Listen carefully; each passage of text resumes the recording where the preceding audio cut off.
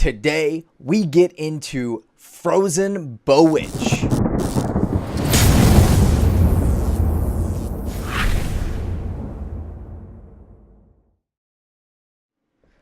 What's shaking, guys? It's Feldy, and today I am bringing you Frozen BOWITCH. And I promise no more blurry videos ever again. Hey, this attack has absolutely been killing it for me. I am up in Legends League and I am 100%ing bases. If I'm not 100%ing, I'm at least getting pretty darn close to a 3-star, like a 95%.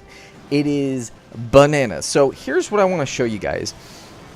This is the key to this attack. The attack is simply to bring 2 Ice Golems in your main composition, and then you're going to send in the Wall Wrecker, and then it's going to go for the Eagle. Okay, so you're taking out the Eagle, and then you send in your Bowlers, you heal those, then you send in your Witches, and then you send in your Grand Warden. So it's kind of a boom, boom, boom, boom, boom. So it's Ice Golem, Wall Wrecker, Bowlers, Healers, Witches, then your Grand Warden, all at once, okay? So it's kind of like this massive spam attack, but it's really actually a little bit more complicated than that, because then you've got to use your Grand Warden's ability at the right time after you drop those bat spells.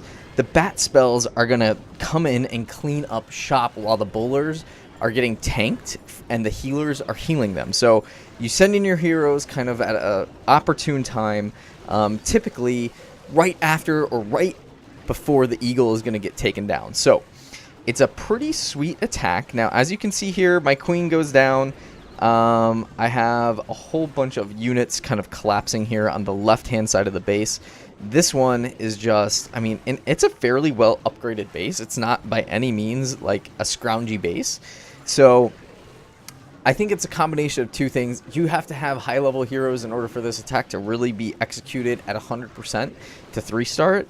And then, yeah, you just got to have the perfect timing, and you got to have the execution of those Grand Warden Eternal Tome. All right, now, let me show you a war attack. We lost the war, but I did end up using this attack and 3-starring. So let me just kind of point this out to you. This base was ideal, and the reason is because the Eagle is in alignment with the Town Hall, and I can take out the Eagle getting to the Town Hall. Now, once I get into this enclosure, I have enough units that can actually get into that Town Hall and kill the Town Hall. And really, in a war like this, you're kind of just going for the 2-star. 3-star is excellent, right? So here you go. Here is what I do. So I put the Wall Wrecker in. I start to have it tank that building, and then I put my Ice Golem down. So that way I had just a couple shots on that unit before the Ice Golem ends up freezing. Now, he died just a little too early for me, but the Queen was there, so it ended up freezing that Queen, and then that single target Inferno had too many of those little skeletons to latch onto. Now, the single target Inferno gets onto another Ice Golem, and look at that freeze radius. Now, he has the single targets in there. Now, I have my freezes, but I also send in the bats from up top. Now, because you have to watch out for those wizard towers, because those wizard towers will decimate, absolutely decimate the bats. So the bats actually get in here, and they did a fairly pretty good job until they hit those dragons. Now, these witches are actually going to be under that one healer, and they're going to kind of be distracted by the skeletons, and those witches are able to take out those 2 dragons. Now, I thought for sure those dragons were going to be the death of me in this attack, but I had just enough power left in this attack to end up pulling out the 3-star. So as you can see, a lot of these wizard towers were down here in the south. There were only 2 up here in the north, and I guess I should say kind of northeast and northwest. So knowing that I could get those out, sending in the bats, gave me a lot of power. Now, I bring 2 rages, 5 bats, and then the rest freezes. I think 3 freezes, because I bring my clan castle troop freezes because mine are not maxed yet. So you always want to kind of put your troops to max, so spells or your troops. So I end up taking a P.E.K.K.A. and an Ice Golem in my clan castle. Now, if you don't have 40 space, then take a Ice Golem and then bowlers or Valkyries or something that's a little tanky, because you'll have some you'll have that Ice Golem to kind of tank.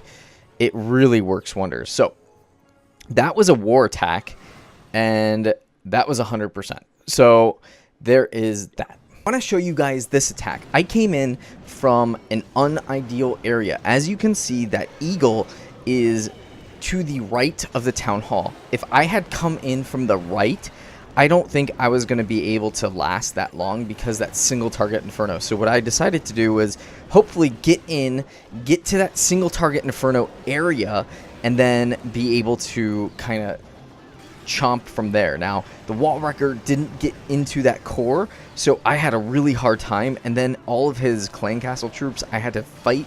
So I end up freezing, which maybe saved me right here, but then I end up using the Eternal Tome, because I was like, I just need this town hall to go down. I just need a star. So I knew I was kind of close. I knew I could probably get that star, and then these Ice Golems just come in handy, and I've got this one bowler and a couple Larrys on the outside of the base just doing work.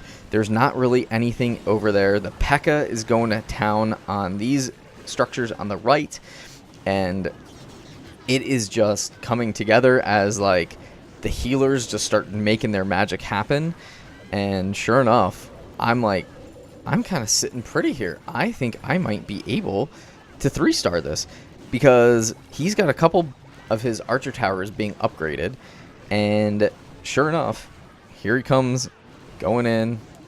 The queen starts getting all nice and kill squatty for me. The bowlers, they come in. Those witches, they are just so powerful. Max witches are so unbelievably powerful right now. And look at that, with the healing on them, that healing just like makes him go right back to full health. Even with that cannon was a max cannon hitting that witch.